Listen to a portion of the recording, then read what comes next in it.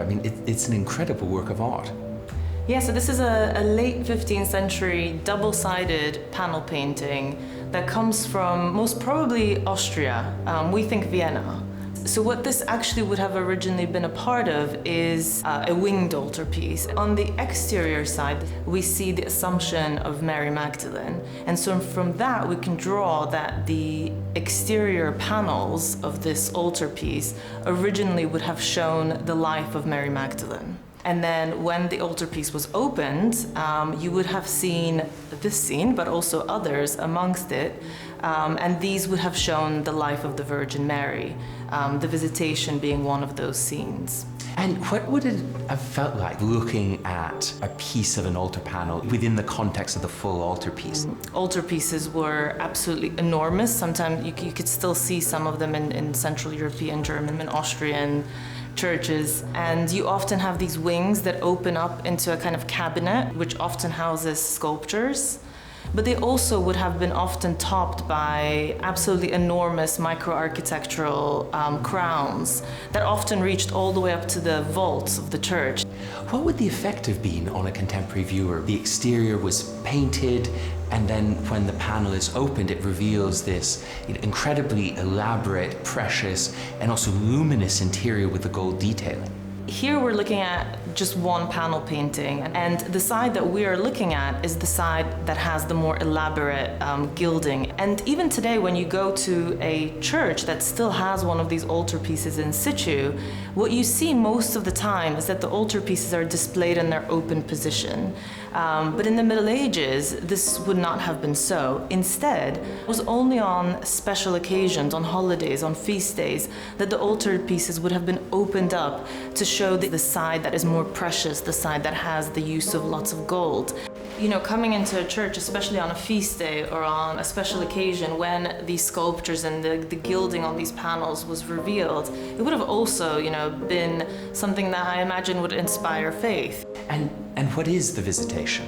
It actually shows the moment when the Virgin Mary goes to visit her cousin Elizabeth. They have this tender exchange where they hold hands. Of course, we cannot hear what they're saying to each other, but actually it's the moment when they both realize that both of them are pregnant at the same time. It's very beautiful and moving, and that really is made so clear by the artist and almost jumps out from the panel itself.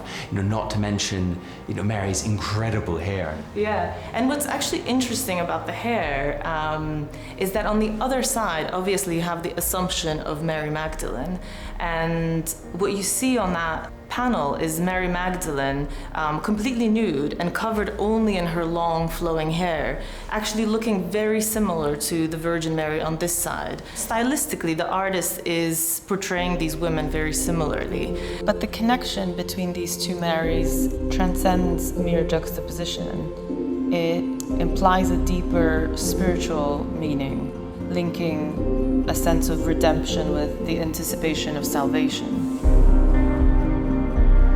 Looking at this, what tells us it is a medieval work of art? What are the telltale signs that this is medieval art, indeed that this is late medieval art? It's a difficult one to answer, but there are certain characteristics that would suggest that you can call it medieval. For example, you have a common iconography depicted in a way that shows that it is copying popular patterns that have been circulating for, you know, tens of or sometimes hundreds of years. You have the use of gilding and that juxtaposition between the pigment and the gilding. You have a medieval city in the background. You have a very specific style of drapery here, this sort of drapery that's often compared to a scrunched up piece of paper. And so I think those are the kinds of elements that often you sort of look for to say that something is medieval and not Renaissance. Precisely, they are otherworldly. They're from hundreds of years ago. Why should we be looking at them today? What makes this relevant to our times? I think we can all learn from the past, you know, with whichever period we look at. And I think this panel or artworks from this period are really a window into that time period, which is really special. And I think we're privilege to be able to look through that window. And I also think it's important to remember that there are different percentages that people use, but often it is said that only something like 5 to 10% of what existed in terms of art of the Middle Ages survives today. And so we often call these things miracles of survival, because to have something here from 500-600 years ago is I think a miracle.